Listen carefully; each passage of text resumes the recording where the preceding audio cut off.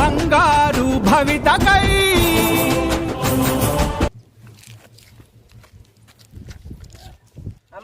గొరతోడు పోవాలి. పోకుంటే గొర్రెలు మనం ఏం తిని బతుకుతాం. గొరతోడు గొరతోడు అమ్మ మనం అందరం పనికి పోదాం. రావాలమ్మా. పోకుంటే మనకు పట్టెట్టు వెళ్తుంది. మీ అమ్మ మీ నాన్న లేరు. రావాలి. వస్తేనే మనం పోతే మనకు బో దొరుకుద్ది. బడికి పోతాం మనం అందరం పనికి పోతాం. వద్దు బడికి పోతే మనకి వెళ్ళదు. అమ్మ నాన్న ఆడ తెచ్చి పెట్టాలి. శాత కడతాడు వద్దు పడిపోతామ్మా. మనం పనికి పోతే పైసలు చాలా వస్తాయి. అమ్మ నువ్వు గొరతోడు పోవాలమ్మా. పోవాలి. పోకుంటే గొర్రెలు లేకుంటే మనం ఎట్ట వెళ్తుంది. మనం పోవాలి.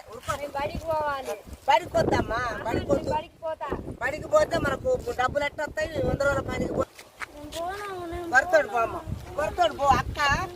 అక్కని 100 రోజుల పని తీసుకోమంటాను. గొరతోడు పో. పడిపోతూ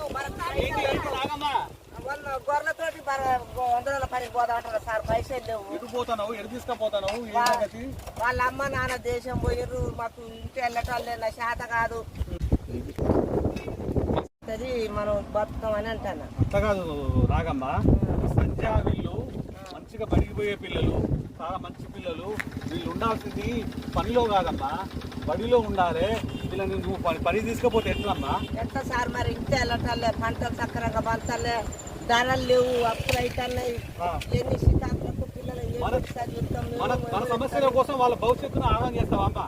అట్లానే వాళ్ళకి చిన్న లేత వయసుతోని ఆమెతోనో గొర్రెలను గాయమంటున్నావు, నేను బర్రెలను గాయమంటున్నావు, పాలనిచ్చి పని పొమ్మంటున్నావు. ఇట్లయితే ఎట్లమ్మా? లేదమ్మా. ఇప్పుడు ప్రభుత్వం వాళ్ళు వీళ్ళకు బడిలో మంచి నాణ్యమైన విద్య, నాణ్యమైనటువంటి మధ్యాహ్న భోజనం, వాళ్ళకు 2 డ్రెస్సులు అన్నీ ఇస్తున్నారమ్మా. వాళ్ళని నువ్వు వాళ్ళని భారంగా అనుకోవద్దు. ఇప్పటి నుంచి వాళ్ళకు ఈ సంవత్సరం నుంచి కొత్తగా విద్యా విధానంలో అనేక మార్పులు వస్తున్నాయి. వీళ్ళని మంచిగా బడికి పంపమ్మా. నా మాట వినమ్మా. నా మాట వినమ్మా. చూసుకో పని చూసుకో. వీళ్ళని బడి తీసుకపోతా. నా పాటు బడిలో తీసుకొని మంచి చదివించుకుంటా వీళ్ళని. రండి అమ్మా, రండి.